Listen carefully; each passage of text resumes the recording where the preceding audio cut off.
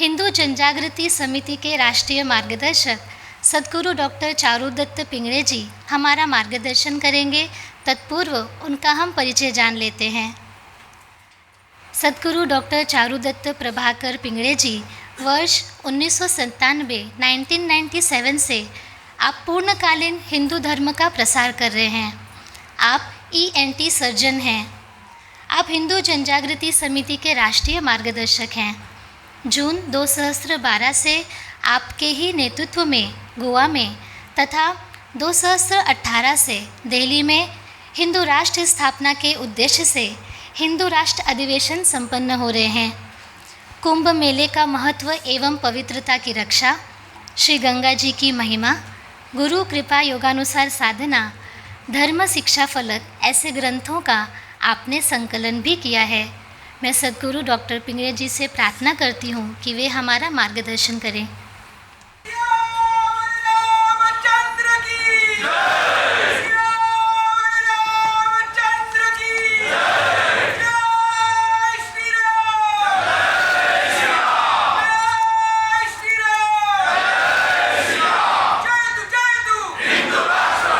धर्म संस्थापक भगवान श्री कृष्ण,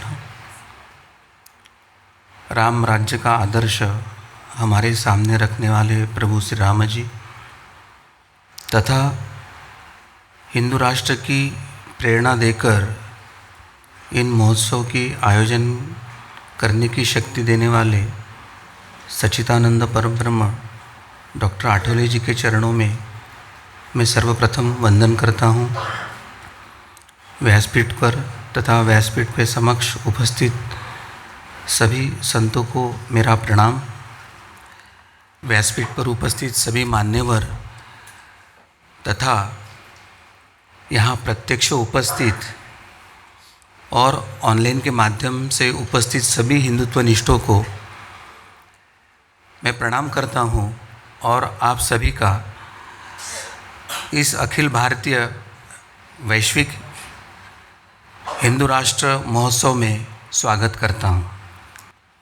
अगर इस महोत्सव की श्रृंखला का हम इतिहास देखते हैं तो 2012 से जब पूरे देश में हिंदू द्वेषी कांग्रेस का दबदबा था, एक भयंकर प्रतिकूल काल था, तो ऐसे समय में सच्चिदानंद परब्रह्म गुरुदेव डॉक्टर आठवले जी ने प्रेरणा देकर इन महोत्सव के आयोजनों का आरंभ यहाँ हुआ था।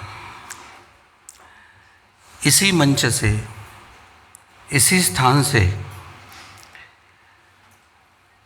हिंदू शक्ति को संगठित करने, उनके समन्वय के कार्य का आरंभ यहीं से हुआ था। और आज 2024 में 12 वर्ष पूर्ण होने जा रहे हैं। मराठी में 12 वर्ष के कालावधि को एक तप कहा जाता है, अर्थात यह एक तपस्या होती है। संतों की दूरदर्शिता, उनका संकल्प और आप सभी धर्मनिष्ठ हिंदुत्वनिष्ठों के प्रामाणिक प्रयासों से ही यह तपस्या पूर्ण हो रही है। अयोध्या में राम मंदिर की स्थापना के संदर्भ में सच्चिदानंद परब्रह्म डॉक्टर आठवले जी ने कहा था कि केवल भारत में ही नहीं अपितु संपूर्ण पृथ्वी पर प्रभु श्री रामचंद्र जी के तरंगे प्रक्षेपित हो रही है। अर्थात हम जिस हिंदू राष्ट्र के स्थापना के लिए प्रयास कर रहे हैं, अर्थात उसी राम राज्य का सूक्ष्म आयाम में स्थापना का वो आरंभ हुआ है और हम सब इसमें सहभागी है, इसके साक्षी है, इसकी हमें कृतज्ञता लगती है। इस सम्मेलन को हमने देखा कि शंकराचार्य परंपरा के आशीर्वाद मिले हैं। पुरी पीठ के शंकराचार्यों का भी हमें इस सम्मेलन को आशीर्वाद मिला है।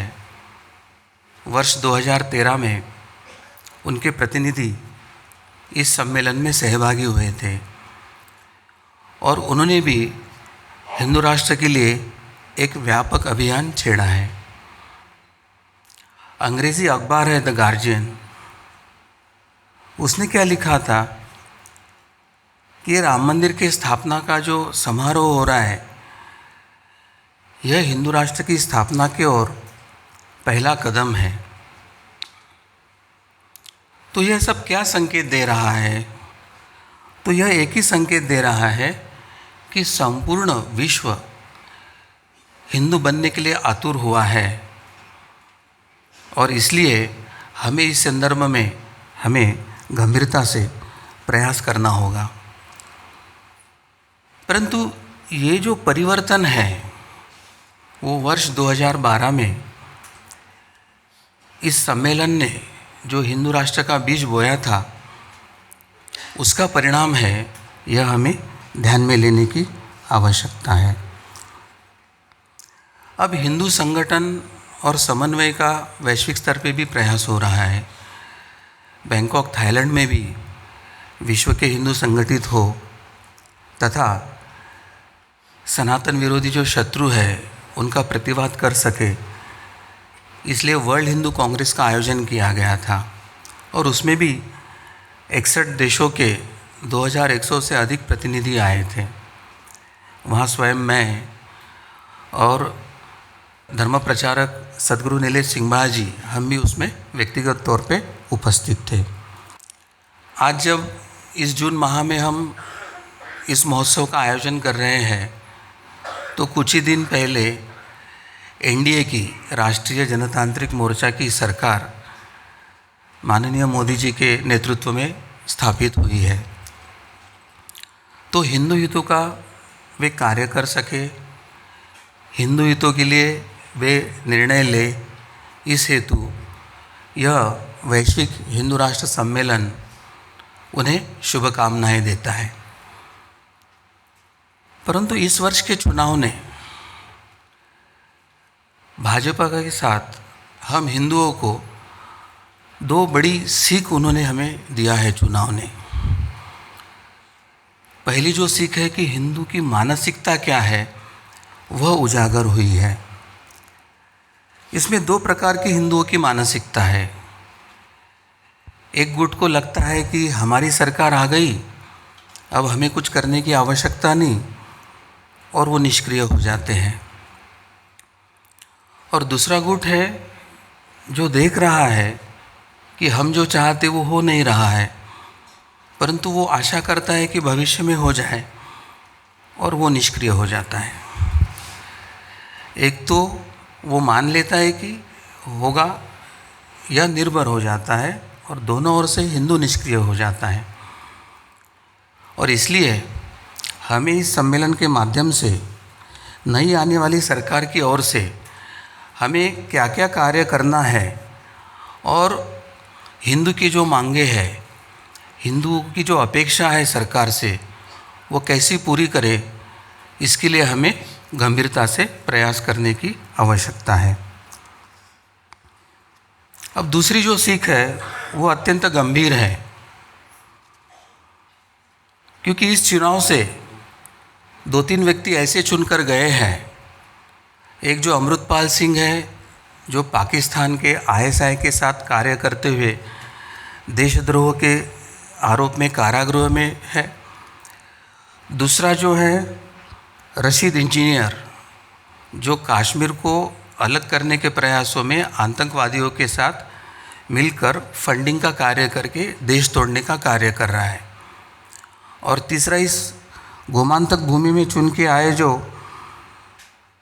विरियातो फर्नांडिस, जो कांग्रेस के एमपी है, तो जिसने ये कहा था कि हम पर तो ये भारतीय संविधान लादा गया है, इसका मतलब वो संविधान को स्वीकारते नहीं है। तो एक तरफ पाकिस्तान से मिलकर खालिस्तान के समर्थन में भारत तोड़ने की प्रक्रिया है, दूसरी ओर से पाकिस्तान से और इस्लामी जिहाद से मिलकर कश्मीर को तोड़ने की प्रक्रिया है, और तीसरी गोमांतक में हम तो संविधान मानते ही नहीं।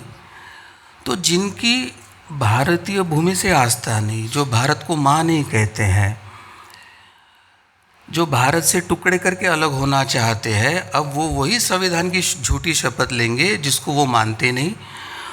और सबसे गंभीर संकट है कि वो प्रस्ताव जब लाएंगे कि पंजाब या खालिस्तान की निर्मित हमें करना है या कश्मीर अलग करना है, या तो क्या ये लोकतांत्रिक प्रक्रिया की त्रुटियां आज देशद्रोही के हाथ का हथियार बन के देश तोड़ने का माध्यम बनेगा? तो इस व्यवस्था में कितने परिवर्तन की आवश्यकता है, और ये गंभीरता से हमें सूत्र ध्यान में लेकर प्रयास करना होगा। अब जो सबसे महत्व की बात है कि हम जब हिंदू राष्ट्र की स्थापना की बात करते हैं तो हमारे सामने जो चुनौतियाँ आ रही है उसका भी हमें विचार करना आवश्यक है। और केवल भारत नहीं तो संपूर्ण विश्व जिस समस्या से पीड़ित है वो है जिहादी आतंकवाद। हाँ, हमने एक सर्जिकल स्ट्राइक किया है, परंतु क्या जिहादी आतंकवाद ख़त्म हो गया है?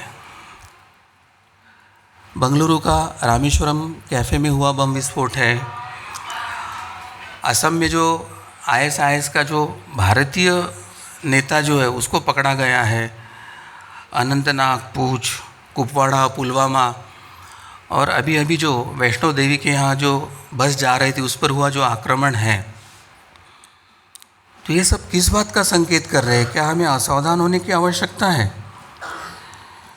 तो इन सब का बंदोबस्त करने के लिए हमें जिहादी आतंकवाद के विरुद्ध भरकस प्रयास करना होगा, क्योंकि ये जो जिहादी आतंकवादी है वो भारत को इस्लामी स्थान बनाना चाहते हैं, तो उसका ये एक अंश है। दूसरा, जो इनके स्लीपर सेल भारत में है वो इनका समर्थन करते हैं, इनको मदद करते हैं। और तीसरा, जो बहुसंख्यक अल्पसंख्यक है वो इसके समर्थन में पीछे पीछे उनके रहते हैं। तो इन त्रिस्तरीय जिहाद की जो ये गंभीर समस्या है, तो ये चुनौती हमारे सामने है, ये हमें ध्यान में रखने की आवश्यकता है।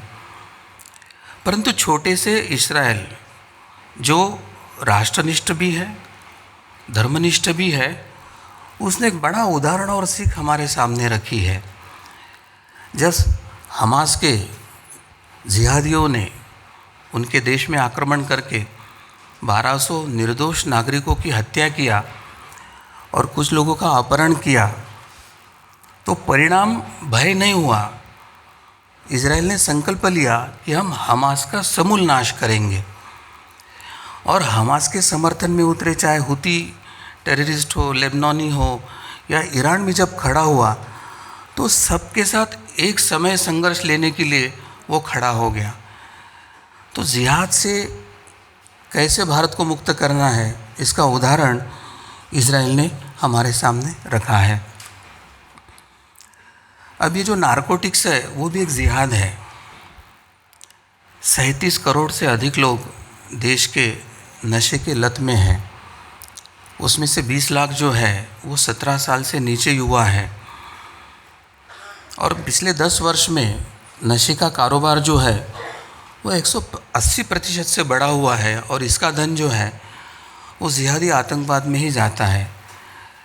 तो युवा पीढ़ी पर बात करने वाला ये जो नारकोटिक्स जिहाद है उसका भी हमें प्रतिवाद करना होगा। अब जनसंख्या जिहाद है, इसके बारे में हम दुर्लक्ष्य नहीं कर सकते हैं, क्योंकि हमने देखा कि ब्रिटेन में संख्या का अनुपात बदलते ही वहाँ के एक इलेक्शन में 40 गाज़ा समर्थक मुस्लिमी कारपोरेटर चुन के आए हैं। तो इसी गति से अगर इस्लामी जनसंख्या विश्व में बढ़ती रही तो 2060 में ईसाई जनसंख्या को पछाड़कर इस्लामी जनसंख्या विश्व की सबसे बड़ी जनसंख्या बनेगी, और 2070 में भारत विश्व का सबसे बड़ा मुस्लिम बहुल और विश्व की सबसे बड़ी मुस्लिम जनसंख्या वाला देश बनने वाला है। तो हमें जनसंख्या नियंत्रण कानून के बारे में भी प्रयास करने की आवश्यकता है। अब ये जो शहरी नक्सलवाद की समस्या है उसके भी बारे में हमें गंभीरता से लेना होगा। कहीं जंगल या दूरगामी बंदूकें लेकर नहीं लड़ रहे हैं। मुख्यमंत्री का बेटा जो स्वयं मंत्री है उदयनिधि, वो कहता है कि सनातन डेंगू मलेरिया जैसा बढ़ रहा है, उसका समूल नाश करना पड़ेगा। ए राजा, प्रियांक खरगे और आव्हाड, जितेंद्र आव्हाड, ऐसे अलग अलग पक्षों के लोगों ने उनका समर्थन किया और आज तक उन पर कोई कार्रवाई नहीं किया है। तो हिंदू जनमानस निराशा में है कि अगर सत्ता के लोग इस तरह से हिंदू विरोधी भूमिका ले रहे हैं तो अब हमें बचाएगा कौन। तो हिंदू मन का ये भय समझने वाला राज्यकर्ता योग्य कदम उठाएगा, ऐसे हम अपेक्षा करते हैं। अब हेट स्पीच के बारे में 2023 में सर्वोच्च न्यायालय ने एक निर्णय दिया था। उन्होंने पुलिस को कहा था कि कोई भी व्यक्ति अन्य धर्म पे अगर टीका करता है तो आपको स्वयं से संज्ञान लेना है और गुनाह दाखिल करना है। तो अभी मैंने इतने उदाहरण दिया कि सनातन के विरोध में इतने निर्णय हुए, किसी के विरोध में कोई एफआईआर नहीं हुआ। और उसके दूसरी बाजू अगर हम देखते हैं तो सुदर्शन वाहिनी के मुख्य संपादक सुरेश चौहान की जी, टी राजा सिंह भाग्यनगर के विधायक और हिंदू जन जागृति समिति के कुछ कार्यकर्ता, उनके भी विरोध में हेट स्पीच के गुनाह दाखिल हुए हैं। तो ये गंभीर हमारी हिंदू राष्ट्र के स्थापना की समस्या है, ये हमें समझने की आवश्यकता है। क्योंकि हमें अन्याय तो हम पर हो रहा है, परंतु हमें कानूनी पचड़े में ना अटकते हुए कैसे ये सब बात रखनी है, वो बात हमें सीखने की अत्यंत आवश्यकता है। अराजकता की ओर जो बढ़ती राजनीति है, ये एक भयंकर संकट है, ये हमें जानकर लेने की आवश्यकता है।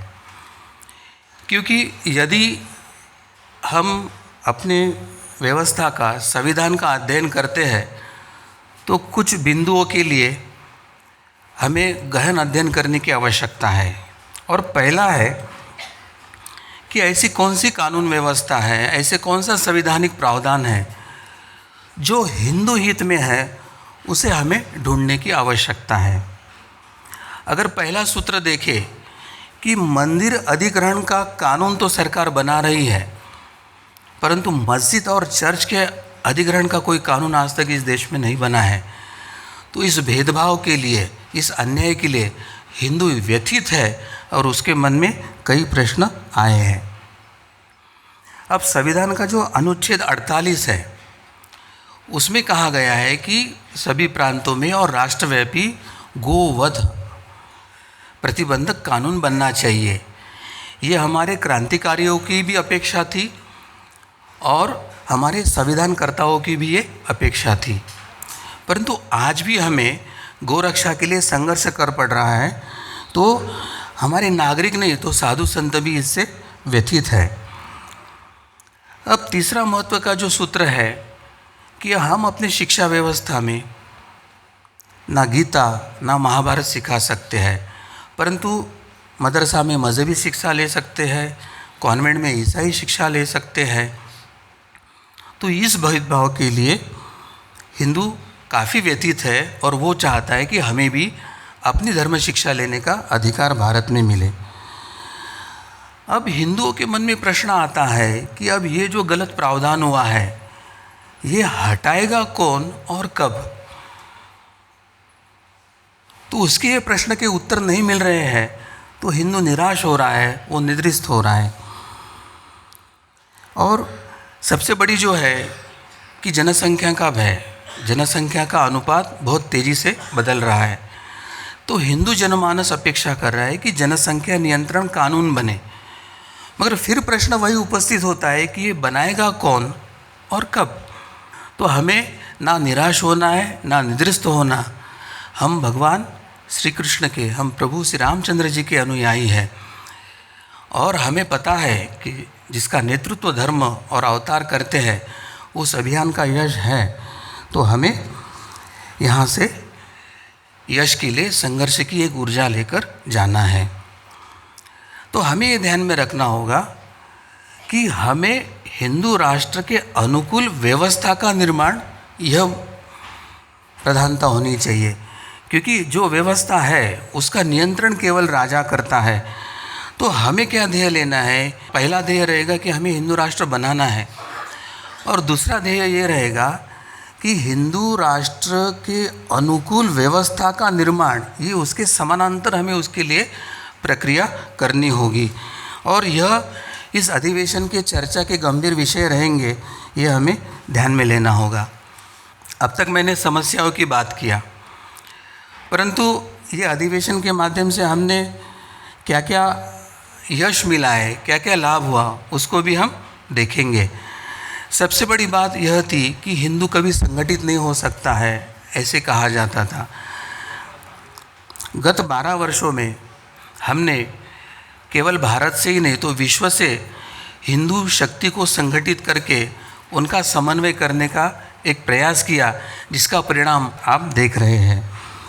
और ये शक्ति संगठित करते समय हमने हिंदू संगठनों का संगठन किया, धर्मनिष्ठ अधिवक्ताओं का संगठन किया, बुद्धिजीवियों का संगठन किया, संतों का किया, व्यवसायियों का किया, मीडिया का किया। तो हमने एक हिंदू इकोसिस्टम निर्माण करने का प्रयास किया है। तो हिंदू इकोसिस्टम निर्माण करना यही इस अधिवेशन का एक मुख्य उद्देश्य है, और उसके संदर्भ में हमने क्या क्या प्रयास किया वो मैं आपको बताऊंगा। हम देखते हैं कि ये जो वामपंथी टोली है, गुट है, वो कौन से समय में कौन से नैरेटिव का उपयोग करना, किस तरह से करना, उसके लिए क्या क्या टूल किट बनाना, उसका पूर्व नियोजन उनके पास रहता है। और वो झूठ को सच साबित करने का प्रयास करते हैं, और उसके लिए चाहे मीडिया हो, राजनेता हो, या विविध माध्यमों का उपयोग करके दबाव ला के वो अपने झूठ को सच साबित करने का प्रयास करते हैं।